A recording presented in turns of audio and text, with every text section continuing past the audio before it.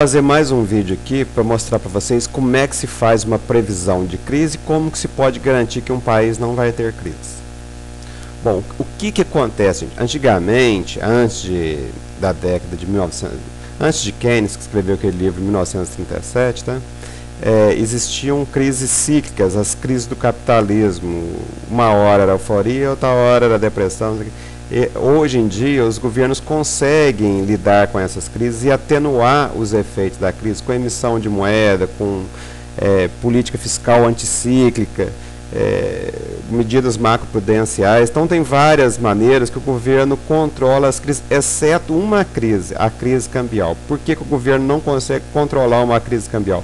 Porque a crise cambial não depende do governo, depende de financiamento externo, então não está na mão do governo. Então, para você prever as grandes crises, basta que você olhe o câmbio, olhe as contas correntes, olhe o comércio, estude como que um país está se relacionando com o exterior, olhe os termos de troca, tá?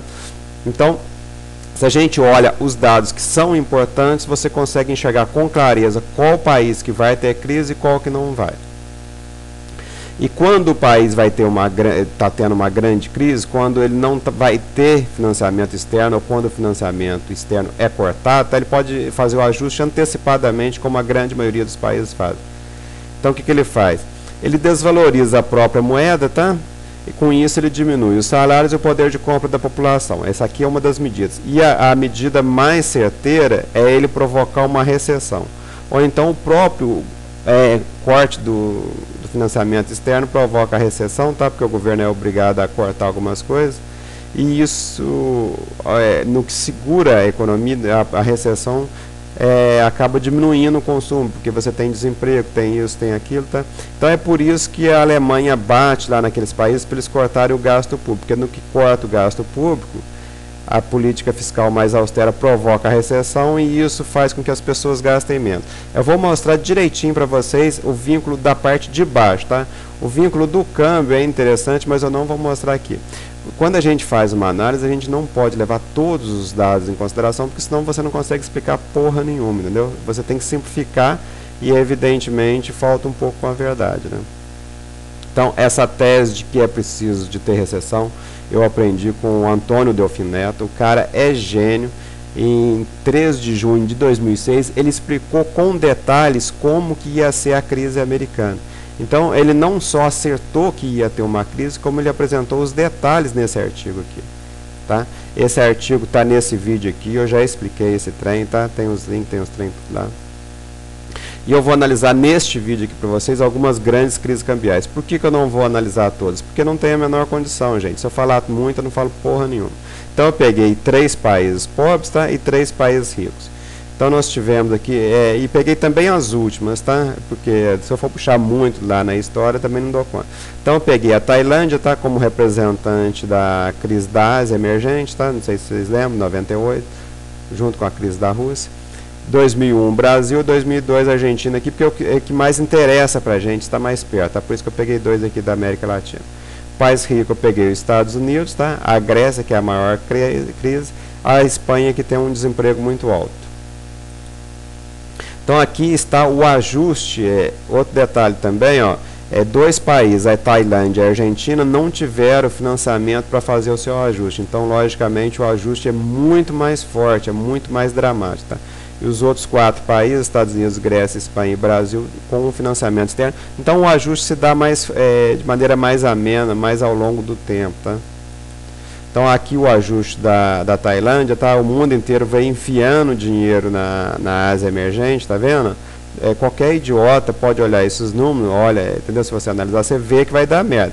Evidentemente você não sabe direito quando que a porra do trem vai estourar. Então, tá vendo, ó, em 96, e olha também, ó, o crescimento, a recessão, tá vendo? 95, caiu 96, caiu 97, caiu mais ainda 98. Com esses 3 anos de queda do PIB, olha como que as contas correntes melhoraram. Então, no que você corta o consumo, evidentemente suas contas externas melhoram. E o baht tailandês também foi desajustado, tá? Houve uma desvalorização cambial, junto com a recessão, mas a recessão dá para a gente ver claramente aqui, ó. Então é importante fazer recessão para poder fazer o ajuste cambial. O pessoal lá da Europa fica, não, porque está tendo recessão, está tendo recessão. A recessão, gente, como dizem os austríacos lá, é destruição criativa, entendeu?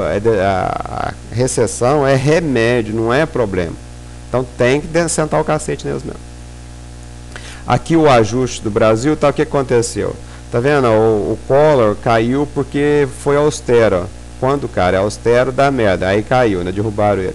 E derrubaram ele e começaram a gastar, tá vendo? Aqui em 94 foi feito o Plano Real.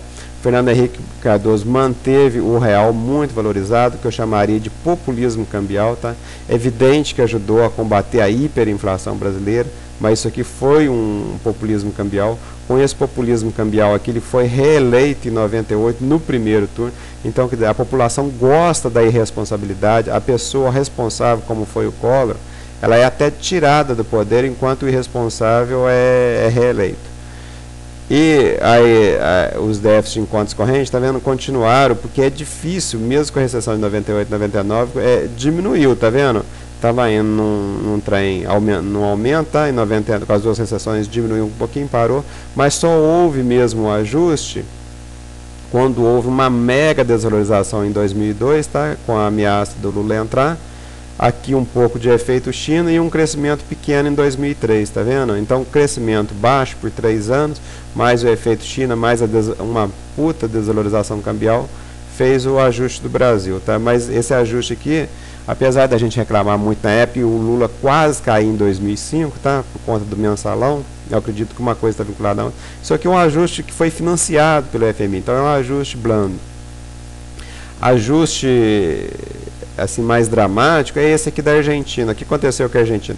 Os argentinos, aquele negócio de tango, entendeu? Eles são latinos, são exagerados. Então eles vieram gastando, tá? E acumulando dívida externa, uma dívida externa impagável. Qualquer idiota batia o olho e via. E o mundo financiando. Só que, tá vendo aqui, ó, em 97, de 97 até 2002, tá vendo? Olha aqui o PIB da Argentina como caiu, tá? Teve algumas quedinhas aqui, tá vendo? Mas isolado. Agora, de 97 a 2002, não, é uma queda contínua do PIB. Então, é isso aqui que deu aquelas merdas, acho que 5 governos no prazo de um mês, é aquela zona toda que quem não estuda história não conhece, tá? Mas isso aqui é um puta ajuste, isso aqui é uma grande merda. Mas a recessão de 2002, então, jogou as contas correntes da Argentina lá em cima. Jogou por quê? Porque a Argentina perdeu, ao dar o calote no mundo, ela perdeu o financiamento externo. Então, você tem que fazer um ajuste igual o da Tailândia, um ajuste muito forte. Isso aqui, governos caem. E é por isso que agora o Nestor Kirchner e a Cristina Kirchner estão se mantendo no poder. Porque depois que você faz um ajuste muito forte, aí só tem coisa boa, entendeu? Porque a merda toda já foi feita. Basta que você não deixe o trem cair muito forte. Os Estados Unidos, então, estão fazendo um ajuste totalmente financiável, tá? Tanto é que eles nem caíram para o lado positivo, tá? Ainda estão negativos, ainda vão ter que continuar o ajuste. O ajuste é lento, é tranquilo, mas ao mesmo tempo, o pessoal pode achar que essa recessão aqui foi muito grande em 2009, tá? Mas não foi o suficiente para jogar as contas correntes no campo positivo. Então essa recessão aqui ainda foi pequena porque tem que ser, essas contas correntes têm que passar para cima para eles pagarem a dívida externa de 15 trilhões de dólares. Então os Estados Unidos vão continuar o ajuste, vai ter mais crise nos Estados Unidos. Mas aqui ó, pode ver que o crescimento cai, tá vendo? E com isso as contas correntes melhoram. Voltou o crescimento, a conta corrente piorou. Em 2011 piorou de novo, tá? A zona do euro, o que está acontecendo com ela? A Alemanha está botando os PIGs na linha, então lá o pessoal está tendo que ser austero na marra. Porque se deixar por conta deles, gente, é só gastança, é só irresponsabilidade, é só aquela tal de geração gafanhoto. Então, mas a Alemanha lá está botando ordem na casa. Então vamos pegar a Grécia. O pessoal está fazendo greve lá na Grécia, reclamando. Não, é greve, é morte, é incêndio, não sei o quê. Mas a gente pode notar que o crescimento da Grécia caiu, está tendo só recessão nos últimos anos, mas as contas correntes estão melhorando. E vou te falar a verdade, fazia tempo que eu não fazia essas contas, tá? As contas correntes da Grécia estão melhorando muito além do que eu imaginava. Eu achei que o trem ia ser muito mais penoso. O trem funciona mesmo, porque na Grécia, gente, não teve desvalorização do euro, eles não mandam no euro, então eu sinceramente achei que eles não iam conseguir fazer esse ajuste, ia ter muito mais quebra-quebra lá, tá? A recessão é muito grande, vocês podem olhar aqui, ó, é uma coisa contínua, mas é um ajuste financiado pela Alemanha, então está sendo suportado pela população. O pessoal fala que não vai dar, não vai dar, não vai dar, mas lá vai indo. E eu acho que vai sair do outro lado, né? Vai dar certo, porque não é possível que agora, que já está quase pronto o ajuste cambial, a dívida externa se dá calote, mas você tem que ter no mínimo dinheiro para comprar o que você está comendo. E agora que a Grécia vai começar a ter. O outro ajuste, que é o da Espanha, ó, tá vendo? Um pouco mais adiantado que o da Grécia, por quê? Porque a situação da Grécia era a pior que existia. Olha só, as transações correntes da Grécia chegaram em menos 15% do PIB. Da Espanha de apenas 10% do PIB, tá? Então foi um déficit grande, mas já está sendo... E outra coisa, olha aqui as recessões, ó, tá vendo? Não pode crescer, você tem que sentar o cacete na população mesmo, que eles param de consumir. E aqui, ó, o ano do ajuste, tá vendo? 2009, ó, olha só como que subiu aqui, legal. Então é o crescimento em azul e as contas correntes em vermelho. E o Brasil, o que a gente pode dizer do Brasil? O Brasil não vai ter crises até 2030. Por que eu falo até 2030? É um ano qualquer, tá? Põe uma década redonda, porque não dá tempo de ter crise até lá. Por que não dá tempo? Porque nós estamos com reservas internacionais muito altas, tá? Isso aqui é bem tranquilo. A dívida externa pequena, então na hora que você tira as reservas, tá negativa, ou seja, nós somos credores com relação ao mundo hoje. Então, se você é credor, como é que você vai quebrar? Não tem jeito. A dívida pública está acompanhando esse ciclo, está caindo. Então, é evidente que a gente não olha só um número. Eu trago aqui para vocês o câmbio, mas eu estudo o país como um todo. Porra, não vou olhar só um detalhe. Então, o déficit público brasileiro está caindo, está tudo sob controle. Está caindo de maneira consistente, de maneira contínua. A previsão é que vai continuar caindo até 30% do PIB. Então, caiu de 62%, está vendo? Antigamente, quando tinha uma desvalorização do real, a dívida pública aumentava muito, porque o mundo e o Brasil não acreditavam no real, então o governo era obrigado a emitir títulos em dólares. Hoje não existe mais praticamente títulos emitidos em dólares, é só títulos em reais. Então, quando o real desvaloriza, que como em 2008, a dívida pública cai. Então, isso aqui é um seguro. Então, está totalmente contrário ao que era antigamente, quando a gente tinha crise. O único detalhe ruim do Brasil é o aumento da dívida privada, tá? Mas ela está, além dela diminuir de intensidade, entre 2005 e 2008 aumentou muito, agora está aumentando um pouco mais lentamente. O governo está de olho, tá? Tanto é que esse gráfico é do Banco Central do Brasil. Eu acredito que o governo vai conseguir abrandar esse crescimento, tá? Botar um pouquinho de água na fervura, e o trem essa bolha vai crescendo, tá? Mas não vai estourar. Depois você pode desinflar ela lá por volta de 2030, 2040. Esse trem Estados Unidos começou a subir em 1950, estourou em 2008, 58 anos de bolha. Então o trem demora, não é assim de uma hora para outra, igual fala o Rodrigo Constantino. E o ideal também é a gente somar a dívida do governo, tá? Das firmas não financeiras e das pessoas físicas. Firmas não financeiras por quê? Porque os bancos não contam, tá? São só as empresas. Então a gente tem aqui que é a Europa, tá? Cadê a Europa? É a zona do euro aqui, ó, tá vendo? Está com a média de 161%. O Brasil com 98% do total dessas três dívidas. Então o Brasil, o governo pagou, tá? O governo pagou uma parte da dele e as pessoas físicas e jurídicas aumentaram um pouco. Então está praticamente a mesma coisa de 2007, enquanto que a zona do euro aumentou, tá vendo? Então o Brasil está totalmente sob controle. Aqui Portugal que está alto, tá vendo? A Grécia, Itália, Espanha. Eu não peguei todo mundo, tá? Aqui tá França, tá vendo? Eu não peguei todo mundo porque não dou conta, pô. Outra coisa que a gente olha é se os bancos vão quebrar ou não. Quando é que um banco vai quebrar? Quando ele está muito alavancado, quando ele pega muito dinheiro emprestado para emprestar para os outros. Então, os acordos de Basileia, tá? São 1, 2 e 3, agora está sendo implantado o terceiro. Ele pede um capital mínimo de 8%, o Banco Central brasileiro aumenta isso, tá? O governo brasileiro aumenta para 11%, e os bancos brasileiros estão com a média de 16,6%. Então está totalmente sob controle a situação no Brasil, não tem risco, está vendo? Aqui, por volta do ano 2000, estava pior. Então teve uma crise bancária depois do Plano Real, tá? E seria até interessante ter esses números aqui para trás, mas a situação veio melhorando. Então aquela crise de 2002, está vendo? Isso acaba melhorando os números do Brasil. E os Estados Unidos, o que a gente pode dizer deles? É que eles vão ter mais crise, gente, para poder completar o ajuste cambial. O governo lá está gastando muito mais do que arrecada. O americano está endividado, eles compram muito no exterior e produzem pouco, então é evidente que vai ter mais crise lá. Está tendo um aumento da produção de petróleo lá, é verdade, mas esse aumento só vai ser suficiente para que eles importem menos em 2030. Então eles são ruins em commodities, ruins em manufatura, eles só são bons de garganta e tem muita gente que defende eles, mas a situação dos Estados Unidos, pelo menos pelos números, não está melhorando de uma maneira efetiva. Tá aqui, ó. Melhorou muito pouco, então vai ter crise lá ainda.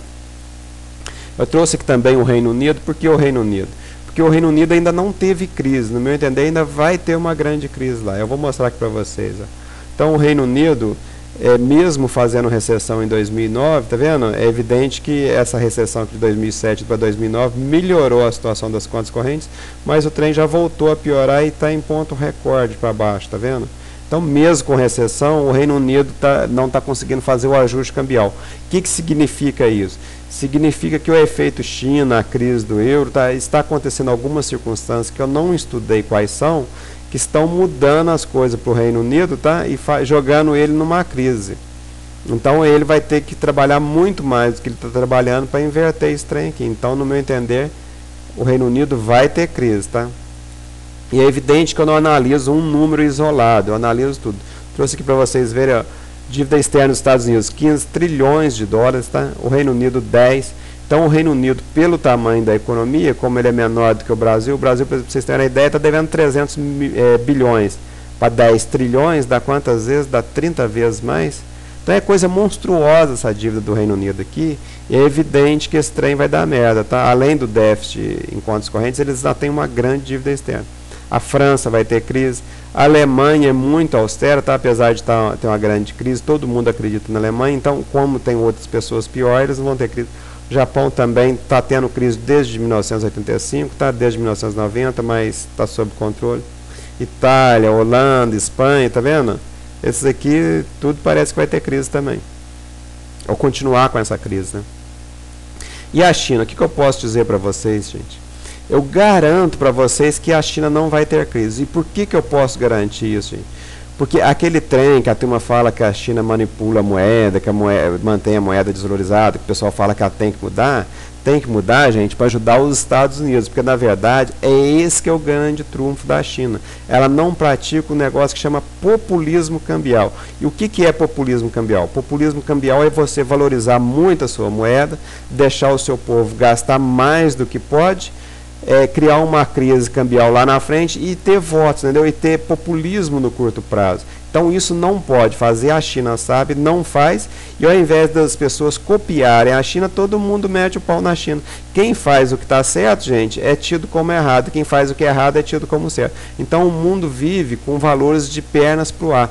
A gente tem que ser austero. Quem gasta mais do que ganha, quebra. E quem ganha 10 mil e gasta só 5, e guarda 5, tem poupança, tem dinheiro guardado, tem imóveis, tem um monte de coisa, não quebra, pô. Agora o cara que está devendo até as carças, ganha 10 mil e gasta 20, é viagem para o exterior, é isso. É evidente que vai dar merda. Falou, moçada?